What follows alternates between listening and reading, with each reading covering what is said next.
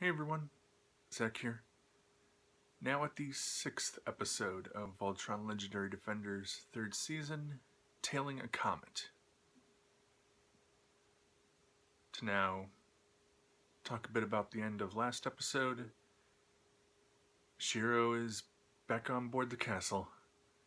He drifted through space for about a week or so, trying to catch up to Voltron, but couldn't. But soon Keith and the Black Lion managed to locate him and recover him. Another slight time jump, I guess. But again, not certain how long, maybe a matter of days, maybe weeks. But while he's been recovering and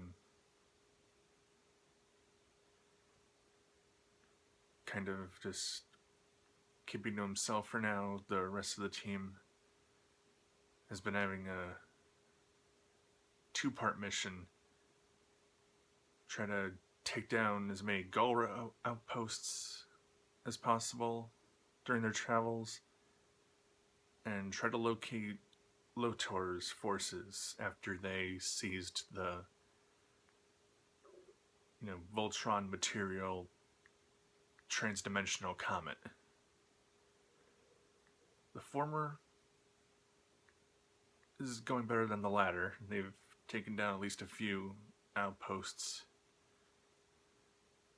They've been getting into their groove quite a bit as a team, even more, with like Lance being a scout, kind of a sniper, as well as Alora progressing very quickly. Looks like her default weapon for the Blue Bayard is as kind of an energy whip. If I remember, Pidge's Bayard was occasionally used kind of like that and as a grappling hook, but overall she uses it as like a melee blade, so there's enough distinction there, I'd say.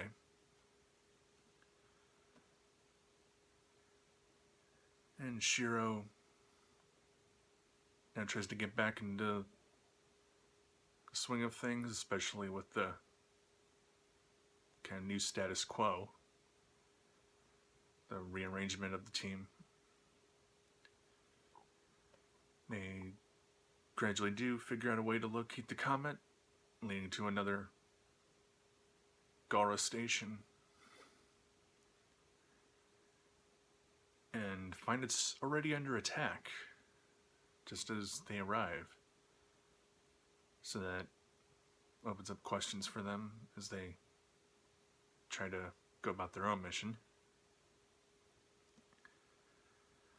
When they go on the ground, they get into their first battle directly with Lotor's generals.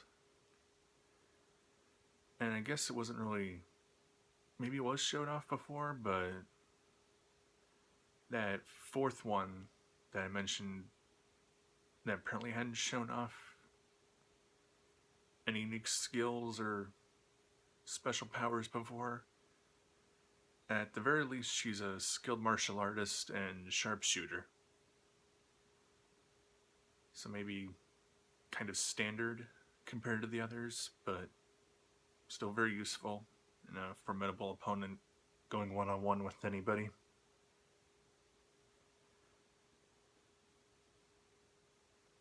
Of course, they search around for the comet to seize it, destroy it, something to that effect.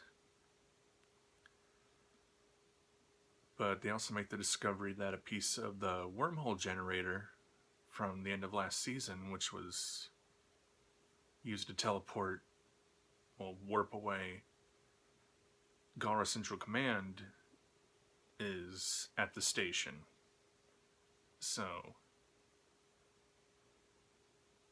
now, even in that mission, there's two tasks to take care of.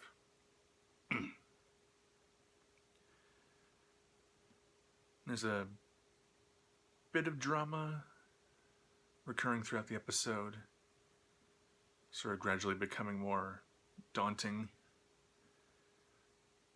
That Shiro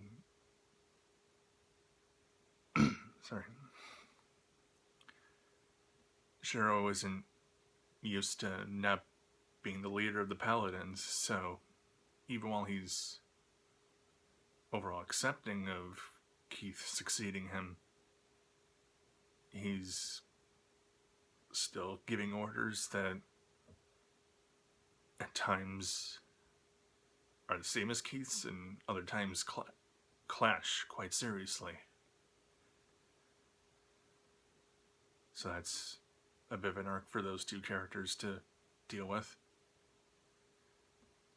But in the meantime, and maybe has his new role in the series, with Allura as one of the Paladins, it looks like Shiro might join Koran on the castle's bridge as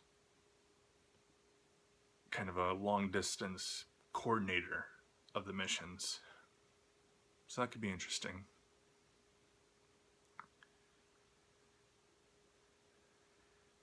And a bit of a spoiler, though this doesn't reveal everything about the episode.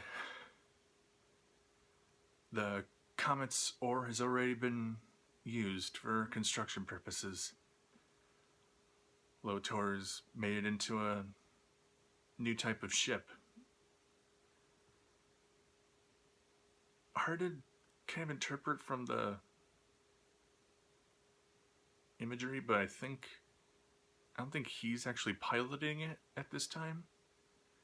Just at least a couple of the generals.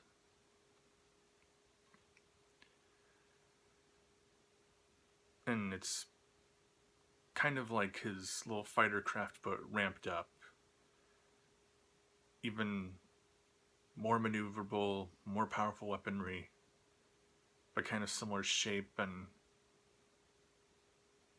standard abilities, but again, just to a greater capability. So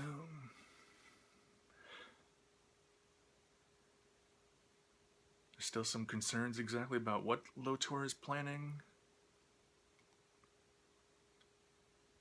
How Shiro is gonna adapt to his new situation.